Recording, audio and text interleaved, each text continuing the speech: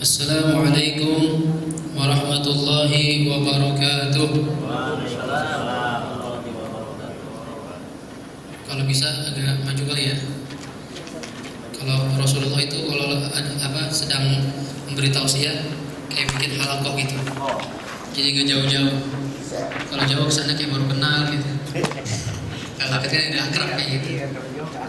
Ya akrab aja. Ya. Dulu ketika Rasulullah SAW sedang ada pengajian model begini, kemudian ada 3 orang lewat. Yang satu langsung masuk ikut ke dalam pengajian. Yang satu masuk tapi di belakang. Ya. Yang satu lihat doang terus kabur pergi. Setelah selesai Nabi memberikan tausiah, kata Rasulullah, orang-orang udah pada bubar nih. Rasulullah nanya sama sahabat-sahabat yang masih ada, tahu nggak kalian tentang 3 orang tadi? Ya, kata sahabat, engkau dan Allah lebih tahu ya Rasulullah. Kata Rasulullah, yang pertama tadi ketika masuk dia tahu ada zikir, ada pengajian, dia maju ke depan, ya maka Allah menghadap kepada dirinya. Allah suka dengan dirinya. Allah cinta kepada orang itu karena dia mau ikut nimbrung bareng-bareng. Kemudian yang di belakang, kata Rasulullah, tahu nggak? Ya, orang itu malu-malu, datang tapi malu-malu. Nah, sebenarnya nggak usah malu, ngaji malu. Ya, kata Rasulullah, karena dia malu, maka Allah juga malu sama dirinya. Nah, jadi tergantung kita nih. Yang ketiga, kata Rasulullah, ketika melihat ada majlis seperti ini, melengos, kabur, maka Allah juga menjauh dari dirinya. Jadi ini gambaran buat kita sebagai umat Nabi Muhammad SAW. Setiap ada majlis taklim, ada zikir, jangan kabur, jangan jauh-jauh, ayo dekat-dekat sini. Biar Allah juga melihat kita, Allah memberikan rahmatnya sama kita, Allah cinta kepada kita. Amin ya rabbal alamin. Bismillahirrahmanirrahim. Alhamdulillahirabbil alamin. Wassalatu wassalamu ala asyrafil anbiya wal mursalin sayyidina Muhammadin wa ala alihi wa sahbihi ajma'in. Subhanaka la ilma lana illa ma 'allamtana innaka antal alimul hakim. Wa qala rabbi shrah li sadri wa yassir li amri wahlul 'uqdatam min lisani yafqahu qawli, amma ba'du. Para hadirin mungkin wal hadirat yang dimuliakan oleh Allah Subhanahu wa taala. Alhamdulillah di siang ini kita bisa bertemu kembali, bersilaturahim, bermuwajahah, sekedar menambah ilmu kita tentang ilmu yang diajarkan oleh syariat Nabi kita Muhammad SAW, yang mana berhubungan tentang fikih. Ya, yang mana minggu yang lalu sudah kita bahas sebagian apa itu fikih. Ya, ini di minggu ini saya sengaja membuat satu modul atau ringkasan yang untuk mempermudah kita yang hadir di sini, dan mungkin buat kenang-kenangan kalau pulang ke rumah. Biasanya orang kita ini ngaji itu macam-macam. Ya, ada yang istilah orang Betawi cipik, tahu cipik? Ngaji kuping kayak kita nih. Pegang kitab enggak, mendengarin doang, itu lumayan, udah mau ngaji. Ya, nggak mesti ngaji kuping. Cuma biasanya ngaji kuping ini namanya orang itu ya kecerdasannya beda-beda. Hari ini ingat, paham, diajarin. Nyampe rumah masih ingat, besok lupa, ada yang begitu. Ada yang ingat terus. Nah, makanya perlu dicatat, ya, perlu didokumentasikan. Nah, ini untuk menghindari yang mungkin lupa bawa pulpen atau nggak biasa nyatet, ya. Nah, ini dibikin seperti ini supaya mempermudah. Jadi pulang juga ada kenang-kenangannya, gitu ya. Yang belum dapat tinggal fotokopi, modal dikit nggak apa-apa, gitu ya. Nah, ini jiping namanya, ngaji kuping. Boleh, asal jangan cituk. Tahu cituk? Ngaji ngantuk. Nah, ngantuk bahaya nih. Ya, kalau ngaji ngantuk ntar pemahaman salah jadi berantakan pulang ke rumah. Ya, nah ini cituk bahaya. Apalagi sampai ya jiler. Ngaji giler, di masjid giler, keluarin aja rambutnya dah. Ya, nggak usah giler di masjid. Nah, kita benar-benar ngaji, ya, walaupun ciping, ya, jangan sampai jiler, jangan atau cituk, ya. Nah, ini mudah-mudahan yang akan kita dengarkan di siang hari ini kita bisa pahami, dan mudah-mudahan bisa kita bawa pulang sebagai oleh-oleh dari pengajian yang kita hadiri di siang hari ini. Hadirin rahimakumullah. Di sini dikatakan Bismillahirrahmanirrahim. Alhamdulillahirabbil alamin wassalatu wassalamu ala sayyidina Muhammadin wa alihi wa sahbihi ajma'in. Amma ba'du. Biasanya pengarang itu setiap pengarang kitab dalam bidang apapun biasanya begitu. Bismillah dulu, hamdalah, sholawat, kemudian amma ba'du. gitu ya, biasanya seperti itu. Nah ini akan kita bahas masing-masing ya, satu persatu. Pembahasan pertama sebenarnya sudah kita bahas kemarin, cuma sekedar untuk mengingatkan lagi apa itu fikih. Nah, terus di situ tinggal dibaca tuh. Fikih menurut bahasa artinya faham. Orang yang dikatakan faqih, orang yang faham tentang ilmu syariat, itu fikih namanya ya. Kemudian menurut istilah para ulama, apa itu fikih? Sebuah ilmu tentang hukum-hukum syariat yang berhubungan dengan amalan atau kegiatan yang diperoleh dari dalil-dalil secara terperinci. Jadi yang namanya fikih pembahasannya cuma hukum doang, ya, tidak membahas masalah ujub, riya, sombong, takabur, nggak bahas. Itu pembahasan tasawuf. Fikih pembahasannya hukum, haram, halal, sunnah, mubah, ya, makruh, itu pembahasan fikih semua tuh, ya. Yang mana berhubungan dengan kegiatan kita sehari-hari. Jadi nggak cuma ibadah doang. Makanya fikih itu ada fikih ibadah, sholat, zakat, puasa, haji, itu fikih ibadah namanya. Ada fikih muamalah tentang transaksi, jual beli, bagaimana hukumnya. Kan selama ini kita nggak tahu, jual beli yang penting bayar dapat pulang. Itu sah nggak menurut syariat? Ini mau dibahas dari fikih, ya, tentang hukum pinjam meminjam, gadai menggadai, beli tanah, ya, hak syuf'ah ngambil secara paksa boleh nggak? Orang utang sama kita nggak bayar, ada motornya kita ambil boleh nggak? Nah ini dibahas dari fikih tuh, semua pembahasannya. Kemudian ada nanti permasalahan yang ketiga, kitabul muamalah, fikih munakahah, pernikahan. Nah, masalah nikah, kita kan nikah kadang yang penting kawin, ya. Kalau kata Sohibah yang penting joget, ya. Kalau orang anak muda yang penting kawin, gitu ya. Mau gimana caranya yang penting kawin. Sebenarnya ada tanggung jawab di balik itu. Pelajari dulu tentang nikah, apa rukun-rukunnya, apa syarat-syaratnya. Bagaimana kalau terjadi perceraian, apa yang membuat kita bercerai dari rumah tangga. Bagaimana cara rujuk yang benar. Nah, ini harus dibahas dulu. Sebelum kita nikah harus kita udah paham dulu. Jangan pas sudah nikah, oh begitu Ustaz ya. Ya kalau gitu saya jatuh cerai dong dulu. Nah repot jadinya. Ini pembahasan fikih. Ya, ada yang kemudian hudud. Hudud itu hukuman-hukuman. Apa hukuman mencuri? Apa hukuman berzina? Apa hukuman mabok? Ini semua dibahas di fikih semuanya. Jadi ada 4 kitab secara garis besar yang dibahas oleh fikih, dan ini pun semuanya berhubungan sama hukum syariat. Ya, ini tentang fikih. Ini hukum ini diambil dari mana ini? Apa ngarang atau kira-kira diperoleh dari dalil-dalil secara terperinci? Ada dalilnya. Ketika dibilang orang yang berzina dirajam sampai mati, emang ada dalilnya? Ada, nggak boleh sembarangan. Ya, orang yang mencuri potong tangan, ada dalilnya? Ada, baik dari Al-Quran ataupun dari hadis. Ya, nanti sumber hukumnya dari mana akan kita bahas di sini. Jelas kira-kira? Ini fikih terperinci, satu persatu ada dalilnya. Nggak boleh fikih itu menurut saya. Nah, itu nggak boleh tuh. Menurut saya nggak boleh, harus menurut Al-Quran atau hadis atau ijma' para ulama atau qiyas. Ya, jadi nggak bisa fikih itu kira-kira, ngarang-ngarang nggak bisa. Ustaz, gimana kalau hukumnya begini-begini?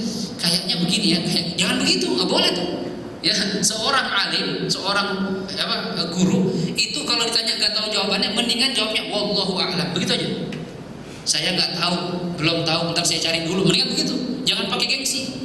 Karena kalau sudah tampil di TV, di radio, saya pernah tahu ada orang bilang sama saya yang suka siaran radio, ini Ustaz, kita kalau tanya di radio nggak boleh jawab nggak tahu, harus bisa jawab, begitu.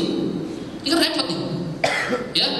Karena kalau dia bilang nggak tahu, menurunkan rating radio dia atau TV dia. Ya nyari Ustaz yang nggak bisa jawab, gitu repot. Padahal ilmu orang terbatas. Nah kalau sudah terkenal, ketika dijawab nggak bisa, jawabnya asal-asalan, akhirnya jawabannya salah, menyesatkan orang banyak. Tonton sama jutaan manusia. Ini yang repot. Kata Rasulullah, ya, sayati zaman ala ummati katsirun khutaba'uhu qalilun fuqa'uhu. Kata Rasulullah, nanti akan datang suatu zaman pada umat saya banyak yang jago ceramah. Sekarang kita lihat TV, radio-radio yang ceramah jago, Masya Allah. Kalau ceramah kita nangis, ya, ada yang bikin ketawa, ada yang pakai pantun, macam-macam. Tapi ketika ditanya tentang hukum agama, nggak bisa jawab. Mau jawab nggak tahu, malu. Gengsi maksud tawinya, ya, gengsi dong, belum tahu, ya. Akhirnya asal-asalan jawabannya. Hum dhallu fa adallu, kata Rasulullah. Mereka orang sesat dan juga menyesatkan orang lain. Ini bahaya nih. Makanya kita perlu mengkaji fikih biar ngerti hukum. Ya minimal buat diri kita, buat keluarga kita, selesai dah. Makanya Allah pesan kepada kita, ya ayyuhalladzina amanu qu anfusakum wa ahlikum nar. Pesan Allah pada kita, wahai orang-orang beriman, jaga diri kalian, jaga keluarga kalian dari api neraka. Minimal itu aja. Kita nggak usah ngurusin orang lain dah. Diri kita dulu sama keluarga kita jaga. Anak istri kita, ya, orang tua kita jaga itu dari api neraka.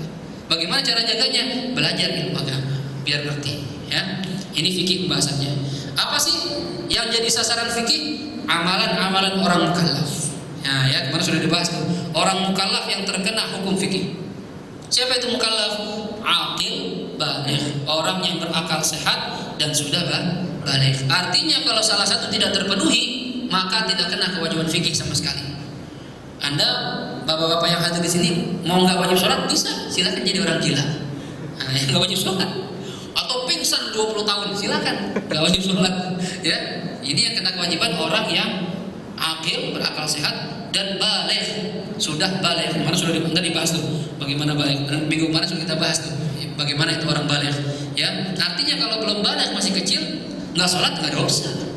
Ya, dan kita nggak mungkin kecil terus, ya kan? Udah pasti akan dewasa dan sudah pasti kita rata-rata di sini saya yakin sudah balik atau mungkin bahkan sudah bolak-balik kalau kita ini, ya udah berkali-kali baliknya, ya. Nah ini, jadi kita kena kewajiban fikih. Kemudian apa faedah dari belajar fikih?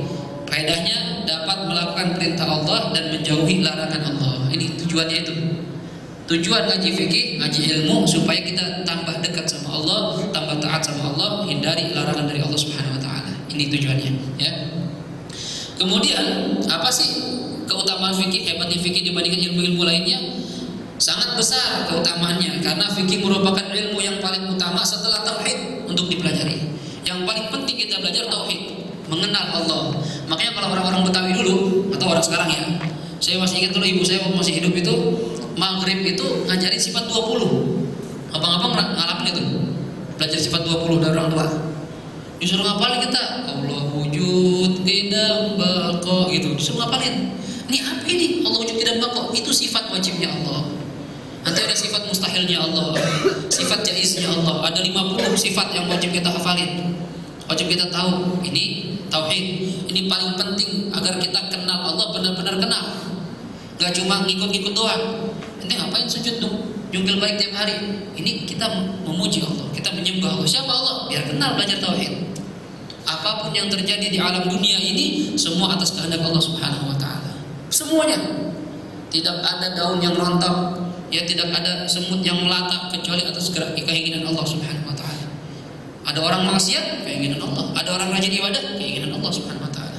Ya, tapi jangan disalahpahami. Ustaz, kalau gitu kalau maksiat dan taat sudah Allah tentukan, saya maksiat aja, kan Allah yang pengen. Nah, ya kan? Ini pentingnya belajar tauhid biar jangan salah kaprah. Walaupun semua atas kehendak Allah, tapi kita dikasih akal sama Allah Subhanahu Wa Taala. Mikir ini benar apa salah, ini halal apa haram, mikir dulu. Ketika Anda berpikir menentukan pilihan itu salah, berarti itu diadab karena pilihan itu sendiri. Walaupun sebenarnya Allah juga tahu itu pilihan yang akan terjadi. Ini pentingnya belajar tauhid. Setelah itu baru kita belajar fikih. Bagaimana sholat yang benar, wudu kita benar apa enggak, mandi junub kita sah apa enggak, puasa kita sah apa enggak. Bentar lagi puasa Ramadan nih, bagaimana biar sah puasa kita itu ngaji di fikih pembahasannya, ya. Kemudian ada hadis yang menerangkan fadilah orang yang belajar fikih. Kata Rasulullah, barang siapa yang dikehendaki Allah memiliki kebaikan pada dirinya akan diberikan kefahaman dalam urusan agama. Dalam bahasa Arabnya, man yuridillahu bihi khairan yufaqihuhu fiddin. Kalau Allah pengen orang ini jadi orang baik, jadi orang benar, maka Allah akan kasih dia pemahaman tentang agama. Artinya orang yang gak ngerti agama, gak mau ngaji, itu namanya gak ada kebaikan pada dirinya. Merasa dirinya udah cukup aja. Yang penting gua sholat, penting gua puasa, zakat selesai. Tapi gak ngerti benar apa enggak, itu namanya gak benar. Ya, kata para ulama, wa kullu man bighairi ilmin ya'malu a'maluhu mardudatun la tuqbalu. Al-Imam Ibnu Ruslan mengatakan setiap orang yang beramal tanpa ilmu, enggak ngerti ilmunya, a'maluhu mardudah la tuqbalu. Amal perbuatannya ditolak, tidak diterima oleh Allah Subhanahu Wa Taala. Perlu ilmu, ngaji dulu, gitu ya. Oke, kita dari kecil orang tua kita dulu yang khususnya orang-orang Betawi ini, ya, itu disuruh ngaji. Ya, maghrib sampai isya nggak boleh keluyuran, ngaji Quran, ngaji apa aja. Ya, sore disuruh diniyah, orang-orang dulu gitu. Ya, pagi sampai siang sekolah umum, sore ini diniyah sampai maghrib belajar agama, biar ngerti dari kecil ditanemin. Nah sekarang kita tanggung jawab kita nih. Kalau mungkin orang tua kita nggak begitu dulunya, sekarang kita cari ilmu sendiri. Nanti anak-anak kita ajarin tuh. Ya, karena kita tanggung jawab kalau punya keluarga, punya anak, tanggung jawab kita semua tuh. Dia benar apa enggak, tanggung jawab kita nih, ya, sebagai orang tua. Nah kemudian apa hubungan fikih dengan ilmu-ilmu lainnya? Saling berhubungan. Yang pasti fikih ini sama-sama masuk kategori ilmu syariat. Tauhid, hadis, fikih, ya ini semua ilmu syariat semuanya. Ilmu agama, ilmu tentang hukum-hukum. Kemudian siapa penggagas fikih sebenarnya? Udah pasti otomatis penggagas fikih sebenarnya Allah Subhanahu wa taala, karena Allah yang bikin hukum, Allah yang bikin aturan, ya. Kemudian para rasulnya, karena yang menyampaikan beliau para rasul. Kalau Allah langsung ke kita, nggak nyampe kita nih, ya.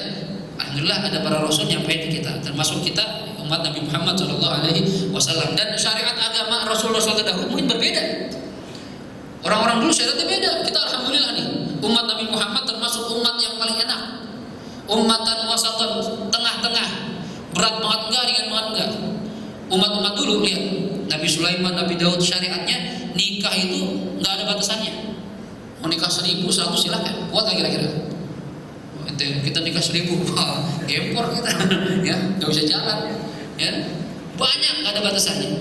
Umat Nabi Isa dibatasin 1 aja, nggak boleh nambah.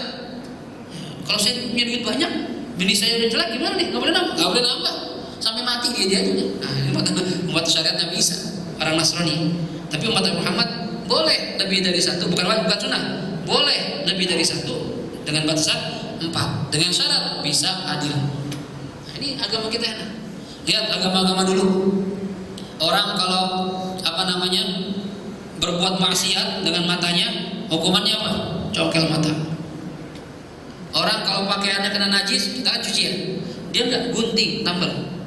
Ini syarat dulu nih. Orang kalau berbuat maksiat di malam hari, di pagi harinya tuh depan pintu ditulis tuh sama malaikat, fulan tadi malam begini, tahuan semuanya. Nah kita alhamdulillah kita enggak begitu. Ya, umat kita umat Nabi Muhammad, masya Allah. Orang perempuan, orang Yahudi kalau dan Nasrani kalau lagi haid, itu yang perempuan nggak boleh tinggal serumah. Pikir semua di luar rumah, bikinin kandang sendiri. Kotor katanya. Ya, kita enggak. Ini alhamdulillah nih, kita umat Nabi Muhammad SAW beruntung banget kita. Ya, cuma mau nggak kita manfaatin nih keberuntungan kita agar lebih cinta, lebih sayang sama Allah dan Rasulullah SAW, gitu ya. Nah ini, jadi penggagas fikih itu adalah Allah dan Rasulullah, diteruskan oleh para imam-imam, para sahabat, para tabi'in sampai imam-imam madhab. Ini yang jadi panutan kita, gitu ya. Kemudian sebutannya apa ini ilmu? Namanya ilmu fikih atau ilmu halal dan haram. Ini sama aja kalau ada orang bilang ini ilmu namanya ilmu halal dan haram, ya berarti fikih itu, ya. Atau ini fikih, berarti ilmu halal dan haram. Karena pembahasannya rata-rata seperti itu, ya. Kemudian apa referensinya? Sumbernya dari mana fikih ini? Ada 4. Kalau orang-orang Ahlus Sunnah wal Jamaah, sumbernya ada 4. Al-Qur'an, Al-Hadis, Al-Ijma', Al-Qiyas.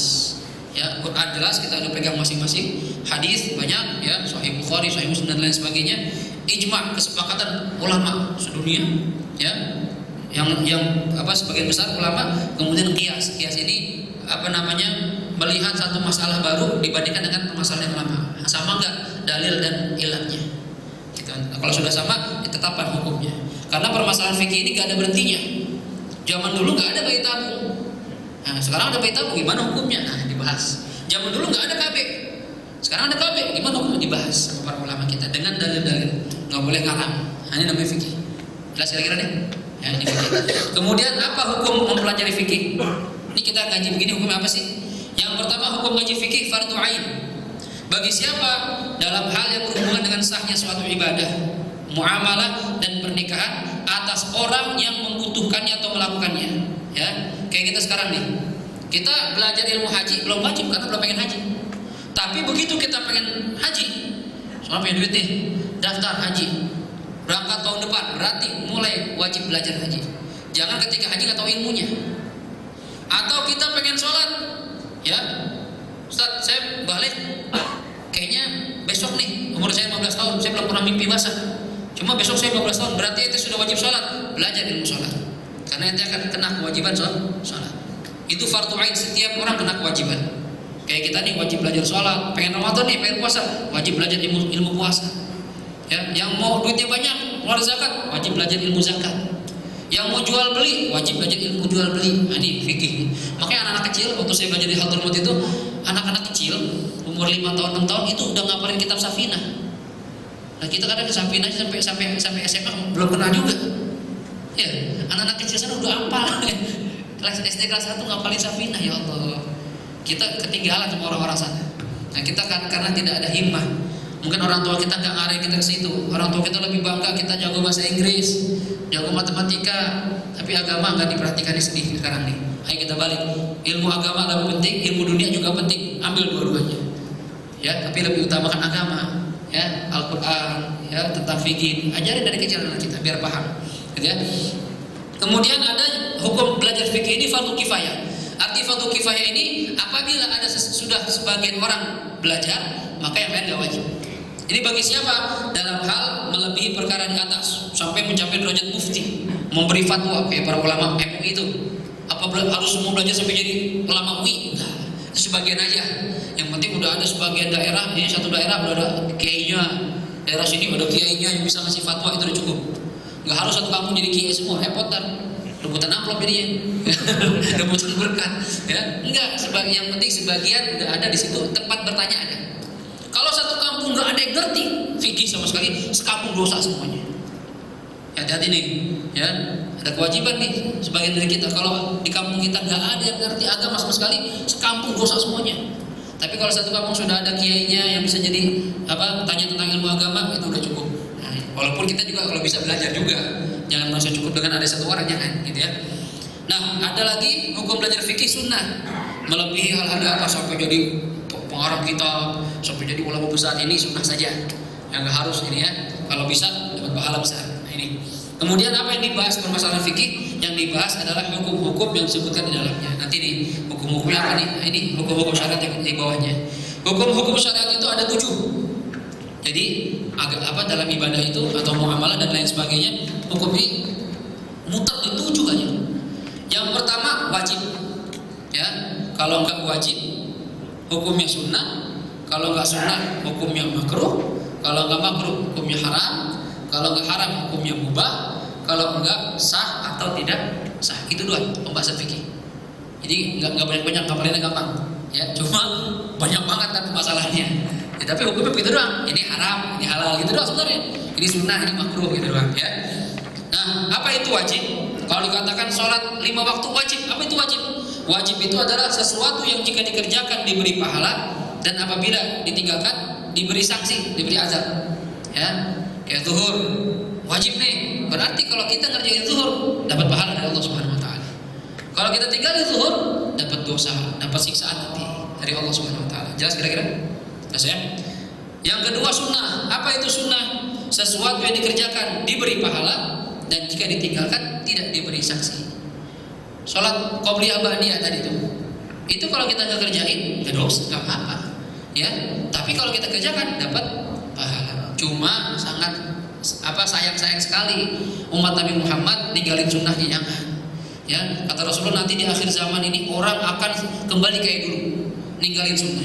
Dilihat aneh, bahkan yang kerjakan sunnah dilihat aneh. Ya, ada orang sholat pakai siwak, ih jijik. Apaan tuh, pakai apaan tuh? Aneh kelihatannya. Iya benar. Ya, karena saya ngalamin sendiri. Ya, setelah pakai siwak ada yang nanya, "Ustaz, tadi apa itu, Ustaz?"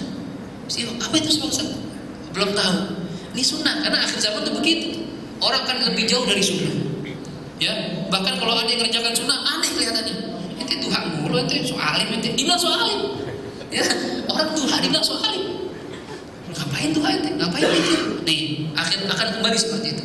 Lagi nganggur, orang kan bisa BBM-an, dibaca Quran, dikatain. Banyak banget baca Quran lah. Ngapain? Coba. Di akhir zaman akan seperti itu.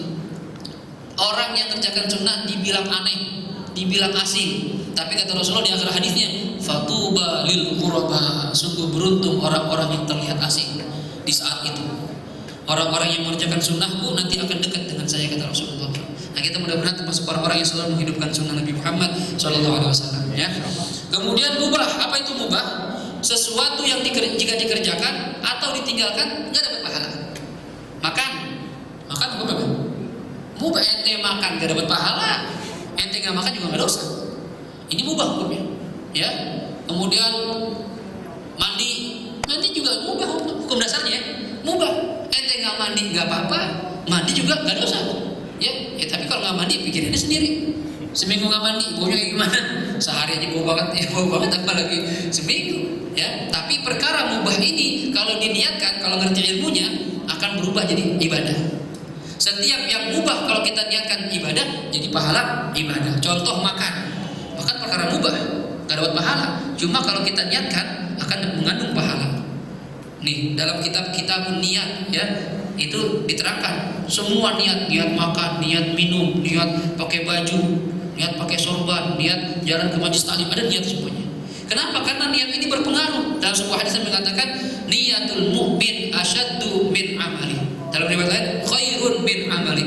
Niat orang yang beriman itu lebih dahsyat, lebih bernilai dibandingkan amalnya. Contoh, Bapak nih masing-masing jujur ya. Ini udah berniat i'tikaf belum? Nah, ya kan belum.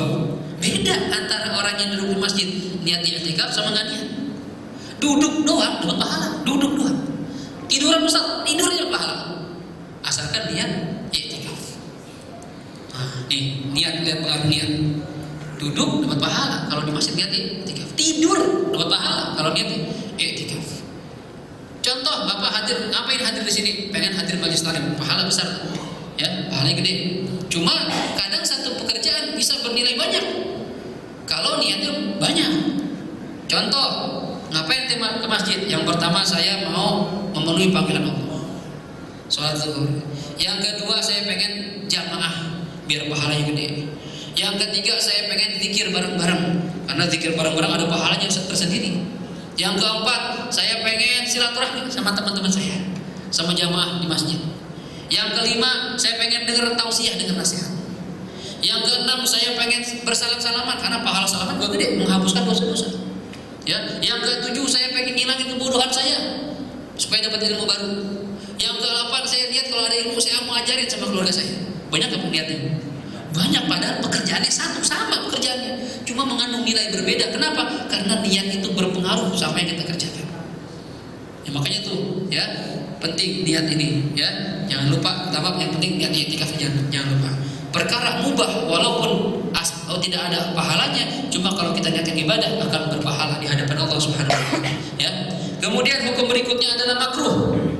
Apa itu makruh? Sesuatu yang jika ditinggalkan dengan alasan mengikuti syariat dapat pahala. Kalau ditinggalkan ya tidak dapat dosa. Ini makruh. Contoh, ada yang punya uban dari sini? Ada yang punya uban ya? Nah, ya.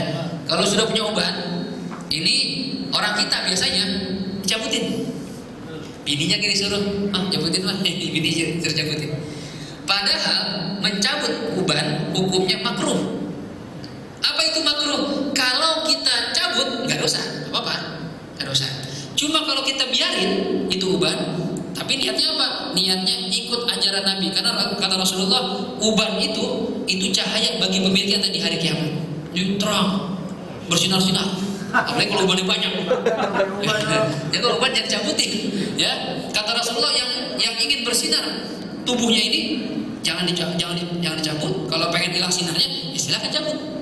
Artinya sebaiknya jangan dicabut. Kalau orang tidak mencabut uban dengan alasan apa yang tinggalnya uban? Karena Nabi bilang sebaiknya jangan dicabut, berarti dapat pahala. Cuma kalau dibilang kenapa yang uban yang dibiarin, kok nggak dicabut? Kata bini saya lebih ganteng ada ubannya, yang tadi nggak ada pahala. Karena alasannya tidak mengikuti syariat, tapi ada alasan yang lainnya. Jadi ini hukum makruh seperti itu. Kalau kita kerjakan nggak dosa, tapi kalau kita tinggalkan, ya. Kalau kita dikerjakan nggak dosa, kalau kita tinggalkan dapat pahala dengan syarat alasannya mengikuti syariat. Jelas ya? Termasuk juga makruh nih bagi yang sudah berumah tangga dalam kitab nikah itu melihat kemaluan istri, hukumnya makruh. Jadi jangan lihat ya, walaupun nggak dosa, cuma jangan, sebaiknya jangan, ya, karena melihat hal itu hukumnya makruh, gitu ya. Jadi mendingan nggak usah dilihat. Kalau di pick up boleh, tapi jangan lihat. Jangan lihat, makruh lihatnya, ya, ya, karena sesuatu yang jelek yang malu untuk dilihat, sebaiknya ditutupin, gitu ya. Kemudian hukum kelima adalah haram. Apa itu haram? Haram sesuatu yang jika dikerjakan dapat dosa, apabila ditinggalkan dapat pahala. Dengan syarat tinggalinnya pun karena mengikuti syariat. Contoh, mabok haram nggak? Haram. Minum bir haram. Ya, kalau kita minum bir dosa. Kita nggak minum bir dapat pahala. Tapi tanya, tawarin misalnya, Fit, apa nih? Sampai. Wah, maaf anak nggak minum. Kenapa ente nggak minum? Katanya rasanya nggak enak. Nah, ini alasannya bukan alasan syariat, nggak dapat pahala. Tapi nggak dosa, tapi nggak dapat pahala karena alasan meninggalkannya ada alasan lain bukan menurut syariat. Tapi kalau alasannya di agama saya ini dilarang, jadi saya nggak berani minum, ini dapat pahala. Jelas kira-kira? Ini hukum haram, ya, dikerjakan dosa, nggak dikerjakan dapat pahala. Kemudian hukum berikutnya adalah sah. Kan kalau kita nikah tuh, saya terima nikah dan kawinnya fulan binti fulan dengan mahar tersebut di atas tunai. Bagaimana bersaksi? Sah, gitu kan? Apa arti sah di sini? Ya, sah, gitu kan? Arti sah itu apa sah? Sah itu sesuatu yang sesuai dengan ketentuan syariat. Syarat-syarat terpenuhi, rukun-rukun terpenuhi, itu sudah sah. Makanya kalau dikatakan sholatnya sah nggak? Lihat dulu syaratnya. Sesuai nggak sama rukun-rukun syarat-syaratnya? Sesuai, berarti sah. Kalau tidak sesuai, ada yang kurang syarat dan rukunnya, berarti tidak sah atau batal. Ya, yang bawahnya itu sesuatu yang tidak sesuai dengan ketentuan syariat dihukumi batal. Wah, sholatnya batal. Kenapa? Tadi kentut, berarti batal. Apa batal? Tidak memenuhi ketentuan syariat. Karena syaratnya sholat tidak memiliki hadas. Ya, maksudnya seperti itu. Paham ini? Jelas ya? Oke. Kemudian sebelum masuk ke kitab yang akan kita kaji itu, musannif memulai kitabnya dengan Bismillahirrahmanirrahim. Kenapa sih orang ngaji itu ngarang kitab mulainya Bismillah? Ya, kenapa nggak langsung aja kitab bersuci? Kenapa pakai Bismillah? Ya, alasan pertama iqtidaan bil Quran, ngikutin Al-Quran. Lihat Al-Quran. Ayat pertama apa? Bismillah kan? Fatihah depannya Bismillahirrahmanirrahim. Al-Quran dari zaman Rasulullah SAW sampai sekarang terbukti keberkahannya. Diajarin kita kalau pengen ngarang sesuatu, apalagi yang berhubungan sama agama, mulailah dengan Bismillah supaya keberkahannya seperti Al-Quran. Alasan pertama. Alasan kedua, kenapa dengan Bismillah memulainya? Karena memang ada perintah dari Rasulullah. Apa kata Rasulullah dalam hadisnya? Idza katabtum kitaban faktubu fi awwalihi Bismillahirrahmanirrahim. Kalau kalian menulis sebuah kitab, maka mulailah di awalnya dengan tulisan Bismillahirrahmanirrahim. Ini perintah Nabi yang nyuruh. Tapi tidak wajib, perintahnya perintah sunnah. Afdalnya seperti itu. Ada hadis lain yang mengatakan, ya, kullu amrin zibalin la yubda'u fihi bi Bismillahirrahmanirrahim fahuwa aqta au ajzam au abtar. Setiap sesuatu yang baik tidak dimulai dengan Bismillah, maka itu seperti orang yang buntung, atau orang yang kena penyakit lepra, atau seperti hewan yang tidak punya buntut. Orang kalau ganteng, ya, saya bergantung di sini ya. Oyudin, ya, Bang Oyudin itu ganteng nih, masa Bang Oyudin cantik kan? Nggak mungkin, ganteng kan? Ini kalau seandainya seganteng apapun orang, cuma dia pincang, kakinya nggak ada, kira-kira kurang nggak nilainya? Kurang. Walaupun tubuhnya cakep, cuma pincang, ada yang kurang. Itu ibaratnya. Kalau kita melakukan sesuatu yang baik tidak dimulai dengan Bismillah, berarti bagus, tapi ada yang kurang di situ. Kurang keberkahannya. Apa yang baik apa aja? Mau ngaji, mau belajar, mau ngajar, ya, ingin kerja, baik nih nyari nafkah, mulai dengan Bismillahirrahmanirrahim. Itu jadi semuanya terbaik, berkah jatuhnya. Gitu ya. Nah, ntar dibahas tuh hukum-hukum baca Bismillah. Nah, kemudian nabi-nabi terdahulu pun memulai sesuatu itu dengan Bismillahirrahmanirrahim. Siapa contohnya? Contohnya Nabi Sulaiman. Dalam surah An-Naml, Nabi Sulaiman ngirim surat sama Ratu Balqis atau Bilqis. Dulu lagi Nabi Sulaiman bikin upacara, lagi apel, ada kelompok burung hudhud gak datang. Pernah dengar ceritanya? Ya, di tafsir itu, ya, kata Nabi Sulaiman, la azbahannahu aw la ya'tiyani, katanya. Bisultanin mubin, akan saya sembelih dia atau dia datang ngasih alasan yang tepat buat saya. Ya, katanya hudhud ketika datang, wahai Rasulullah, saya ngelihat di satu kampung, satu kota ada kerajaan dipimpin perempuan, tapi nyembah matahari, bukan nyembah Allah. Nabi Sulaiman, bener nih cerita, bener. Kalau nggak percaya, silakan buktiin sendiri. Kata Nabi Sulaiman, oke, anak tulis surat. Tulis surat, ente kirim ke dia, suruh kasih balasan ke saya. Apa suratnya? Innahu min Sulaiman wa innahu bismillahirrahmanirrahim alla ta'alu alayya wa atuni muslimin. Kata hudhud, innahu min Sulaiman. Ini surat dari Nabi Sulaiman. Isinya apa? Wa innahu, isinya Bismillahirrahmanirrahim, dengan menyebut nama Allah yang Maha Pengasih lagi Maha Penyayang. Suratnya singkat Nabi Sulaiman. Alla ta'lu alayya, hendaklah kamu tunduk sama saya. Wa'tuni muslimin, dan datanglah kepada saya dalam kondisi menyerah. Lihat nih, surat raja buat ratu, dan nggak pakai cincang-cincong, ya, nggak pakai berdasarkan cerita yang saya nggak pakai, ya, datang ke saya nyerah, kata Nabi Sulaiman. Ya, jadi kalau menurut ulama di Jawa itu ayat ini bisa dipakai kalau kita senang sama perempuan, nggak dapat bacain aja itu, biar iya gitu. Jangan dipakai, ya, pakai cara normal aja dah. Kalau nggak dapat cari yang lain. Cuma kadang ada kita pengen dapat itu susah amat, belagu amat nih, gitu kan ya. Bacain aja. Bismillahirrahmanirrahim. Alla ta'alu alayya wa'tuni muslimin, gitu ya. Nah, ini Nabi Sulaiman pun memulai kitab dengan Bismillahirrahmanirrahim, gitu ya. Nah, apa hukum baca basmalah? Hukum baca bismillah ada 5. Yang pertama wajib baca bismillah kapan? Ketika sedang sholat. Mazhab Imam Syafi'i, ya, mengatakan dalam sholat wajib baca surah Al-Fatihah.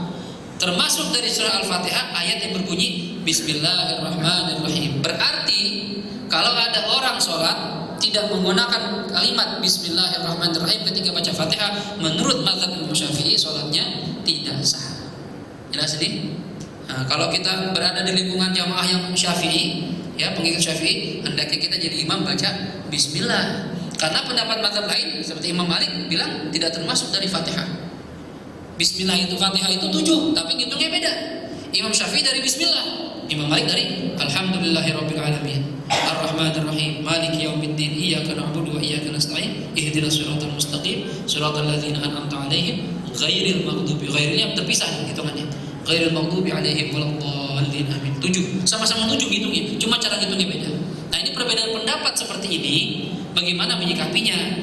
Sebagai imam sholat, kalau Anda berada di kalangan orang-orang Syafi'in, ya, hendaknya kalian menghormati orang-orang ini. Walaupun ente bermadzhab Malik yang mengatakan bukan termasuk dari Fatihah, ya, mbok yo, orang Jawa bilang gitu, mbok yo baca juga. Baca, hormatin orang-orang Imam Syafi'i. Ya, Ustaz, bagaimana kalau seandainya kita di Mekah, ya, di Madinah pada nggak baca Bismillah? Ini gimana? Imam-imam Haramain Mekah dan Madinah mereka rata-rata bermadzhab Hanafi. Imam Hanafi bilang Fatihah wajib dibaca ketika sholat dan Bismillah tidak termasuk ayat dari Fatihah. Jelas? Akan tetapi menurut Imam Malik, Imam Abu Hanifah, sunnah baca Bismillah sirran, pelan-pelan. Nah, mereka rata-rata kalau diperhatiin, saya dulu pernah haji, saya perhatiin tuh imamnya tuh, bahkan saya sholat nggak jauh dari imam, bacanya dia. Ternyata mereka baca karena madzhab Imam Hanafi, tapi pelan. Jadi Allahu Akbar sebelum Alhamdulillah dia begini. Nah, baru dia Alhamdulillahirabbil alamin. Ini sah nggak kita bermakmum sama dia? Karena syaratnya jamaah itu kita nggak boleh punya keyakinan sholat imam kita batal. Kalau kita berkeyakinan, wah, imam saya batal nih misalnya, berarti sholat kita pun tidak sah. Nah, kalau kita berkeyakinan imam kita batal, maka sholat kita juga tidak sah. Nah, kalau sholat sama orang yang baca Bismillah tapi pelan, tetap sah. Kenapa? Karena dia baca walaupun pelan. Tapi kalau kita imam sama orang yang tidak baca Bismillah, di mazhab Imam Syafi'i kita nggak menyalahkan. Silakan Anda ikut mazhab Imam Malik, silakan ikut pendapat Imam Abu Hanifah, silakan. Tapi kita yang mengikuti mazhab Imam Malik, kalau imam kita jelas-jelas nggak baca Bismillah, habis sholat tanya, Ustaz, tadi baca Bismillah? Oh enggak, saya baca Imam Malik. Oh, berarti gimana? Ulangin sholat kita. Karena kita ikut sama orang yang menurut mazhab kita sholatnya tidak sah, tanpa kita menyalahkan dia. Nggak boleh kita bilang ente nggak sah, ente yo nggak baca Bismillah, nggak boleh, karena dia punya pendapat sendiri. Silakan. Ini pentingnya kita ngerti perbedaan pendapat di antara para ulama. Jadi nggak gampang nyalain, ya. Jadi kita juga bisa memposisikan diri kita. Wah, ini banyak orang-orang anak Syafi'i di sini, baca Bismillah, hormati. Paham nih kira-kira? Nah, ini hukum baca Bismillah wajib ketika sholat. Kemudian hukum baca Bismillah sunnah. Kapan? Ketika mengerjakan sesuatu yang penting menurut syariat. Semua yang penting menurut syariat, pengajian, ya, ngarang kitab, belajar, ya, bekerja buat cari nafkah, penting menurut syariat, baca Bismillah. Hukumnya sunnah, gitu ya. Kemudian mubah, arti mubah tadi kan jelas, nggak dapat pahala. Kapan itu itu ketika mengerjakan sesuatu yang tidak penting, tidak ada kemuliaannya. Contoh, saya mindahin ini. Bismillahirrahmanirrahim. Bismillahirrahmanirrahim. Ini kan nggak ada kepentingannya sebenarnya. Gimana hukumnya? Mubah saja boleh. Nggak dosa, nggak dapat pahala juga tidak dosa. Ya. Jadi hukumnya kalau sesuatu yang tidak penting, hukum baca bismillah hukumnya mubah. Ya. Yang keempat, hukum baca bismillah makruh. Kapan baca bismillah makruh? Ketika mengerjakan sesuatu yang dimakruhkan pada zatnya. Mengerjakan sesuatu yang makruh tadi tuh, nyambut uban. Apa hukumnya? Makruh. Ketika pengen nyambut uban, baca bismillah. Udah makruh, baca bismillah. Bismillahirrahmanirrahim. Itu nyambutnya makruh, bacanya juga makruh. Jadi mendingan kalau nyambut uban gak usah baca bismillah. Karena makruh 2 kali jadinya. Ya, mendingan nyambut aja udah, gak usah pakai bismillah. Karena hukumnya makruh. Jelas ya? Jadi artinya kalau kita baca bismillah nggak dosa. Tapi kalau kita nggak baca bismillah ketika nyambut uban, kita dapat pahala. Karena meninggalkan perkara yang makruh. Ya. Kemudian baca bismillah hukum terakhir adalah haram. Wah, baca bismillah haram. Kapan itu? Ketika mengerjakan sesuatu yang diharamkan pada zatnya. Memang perkara itu haram. Contoh, mabok, minum bir, santri mabok. Wah, bismillahirrahmanirrahim. Ini mabok udah haram. Ente baca bismillah, bukan pahala. Haram juga bismillahnya. Ya, karena menghina Allah namanya. Ya, ente udah mabuk, baik pakai nyebut nama Allah juga. Ya, atau berzina, buka baju PSK-nya bismillah. Haram. Ngapain baca bismillah? Udah haram. Udah lanjutin aja kalau memang ente mau nekat, gak usah pakai banyak bawa nama Allah. Bahkan kalau niatnya istihza, menghina, mengejek Allah, dikatakan murtad. Nauzubillah. Orang maksiat nih, kemudian nyebut nama Allah, tujuannya menghina Allah, murtad. Hati-hati nih. Apa yang kita baca bismillah? Ya biarin aja, biar orang tahu nih, gua nekat. Itu namanya menghina tuh. Ya, nggak boleh begitu. Ya, kadang juga kita nggak sadar begini nih. Kalau lagi lihat maksiat nih, astagfirullah. Itu jangan begitu. Itu kalau lihat paha cewek, kalau di mall kan lihat tuh, ya. Bisa lihat, lihat juga sama juga depan saya. Gimana ini? Ya, begini lihatnya, astagfirullahaladzim. Jadi dia mengucap istighfar, tapi dia bermaksiat, ini nggak boleh begitu. Jangan campur-campur, jadi dosa jadinya. Ya, penghinaan. Nah, kemudian tadi kan ada hukum sunnah baca bismillah, ya. Ada sunnahnya, tapi ada syaratnya. Disunahkan baca bismillah. Yang pertama, sesuatu yang dikerjakan merupakan perkara yang penting, harus penting nih, ya. Dan bukan pekerjaan yang dianggap rendah, ya. Kayak bismillah, mengajar, belajar, karena kitab itu penting tuh, itu baca bismillah, ya. Wudu itu penting baca bismillah. Kemudian syaratnya sesuatu yang dikerjakan bukan zikir murni, sholat, ya, atau zikir murni, misalnya la ilaha illallah, kan zikir nih. Gak perlu pengen la ilaha illallah. Ayo jamaah, bismillahirrahmanirrahim, la ilaha illallah, gak perlu. Karena la ilaha illallah sudah zikir tersendiri. Jadi gak membutuhkan bismillah.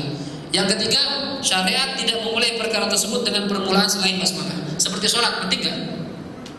Sholat penting gak? Penting, tapi sholat sudah ada permulaannya. Apa itu?